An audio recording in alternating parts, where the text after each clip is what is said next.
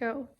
Anyone who's been active on social media, is a part of a sports team, or who has been following current events and news has inevitably noticed last week's trending topic, which is Bell Let's Talk Day.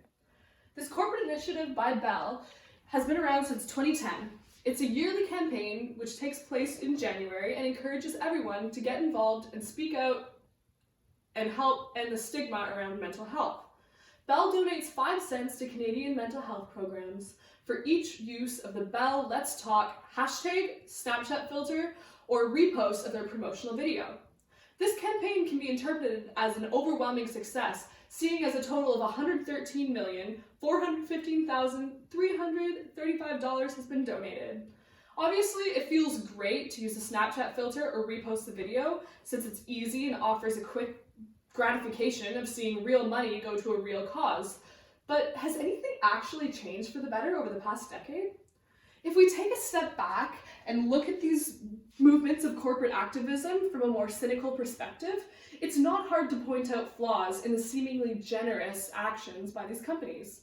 To begin with, it doesn't take much consideration to realize that this is, at least in a way, a massive marketing scheme or a publicity stunt to not only associate Bell with caring about mental health in the public eye, but also to simply get the Bell logo exposure on a massive scale. In case anyone has somehow missed the memo and has not seen this year's video for themselves, in brief summary, this year's video simply features Michael Bublé doing random things around his house, like watering his plants, golfing, and vacuuming his carpet. It's a lighthearted and sweet video in nature, but it left many critics with complaints. In the video, Bublé asks us to watch and share the video as many times as possible for the sake of donating more money to mental health. But the question we're all dying to ask is, how does sharing this particular video do anything in itself to help people who are struggling with their mental health? Why is it that Bell couldn't simply donate a lump sum of money rather than exploiting this movement for marketing purposes over an extended period of time? The video contains a popular celebrity and is proudly stamped with Bell logos, yet any actual reference to mental health, which is the actual point of this whole charade, seems like an afterthought. This whole situation is a great example of the paradox of corporate activism.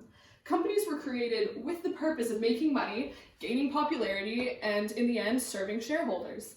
But a business will be less successful if it's seen by the public as a money-sucking monster. This motivates companies to take part in charities and campaigns. Charities often do benefit from financial support that big-name companies are able to offer, but it still isn't difficult to see the irony of the charitable acts by companies and how they always seem to trace back to corporate strategy in the form of gaining the company tax reductions or getting marketing opportunities, etc.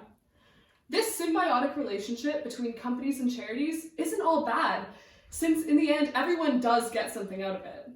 But there's another issue with Bell's campaign in particular. Mental health issues have been proven to be strongly and directly tied to the use of social media and excess screen time in general. Researchers have looked at the effect our phones have on our brains, and it has been made clear that technology addiction is real. The attachment we all have to social media and the internet is not unlike the dependency shown by alcoholics and drug addicts. The apps which we spend hours of our days mindlessly scrolling through, often compulsively, have been shown to cause anxiety and depression. The explosion of technology and social media has, in a sense, created a mental health epidemic. And yet, Bell wants us to take time out of our days to watch and rewatch their video, mindlessly looping through it, all in the name of saving mental health. Another group of people who have spoken up about Bell's actions point out a whole other side to this issue. Inmates in provincial jails are charged inexcusably high amounts to make phone calls, sometimes up to $30 for a 20-minute long-distance call. Bell is raking in millions of dollars at the expense of these inmates. Inmates who are struggling not only financially, but also with serious mental health issues of their own. These issues can't just be solved by giving these inmates an extra 10 minutes or so of affordable phone call time to talk to loved ones, but it certainly wouldn't hurt. Bell, however, chooses to play the role of the hero, donating a fraction of their profits to mental health and calling it a day.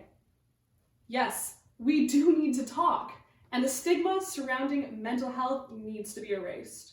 Talking about preventing the development of anxiety and depression is extremely important, but the solution to today's mental health crisis does not lie in reposting Bell's video.